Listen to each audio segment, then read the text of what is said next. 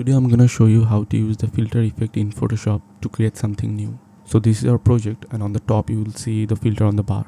Click filter and you will see different kinds of options like 3D, blur, noise and many more. Today I'm only gonna show you noise and distort. So head over to noise and you will see different options. Add noise. You can change the amount and you can see the effect it has on the project. Let's go with 30. If you click the other options like dust and scratches, you will see some weird effects, and you can try everything out, and it's an open zone. You can do anything. It's a creative place. Okay, head over to filter and click distort, and you will see different options here too. So let's go with pinch, and a small window pops up, and you can change the size of the small window to see the effect, and you can change the amount also. You can play around and do your thing. Now you can try different distort options, and you can actually be very creative with it.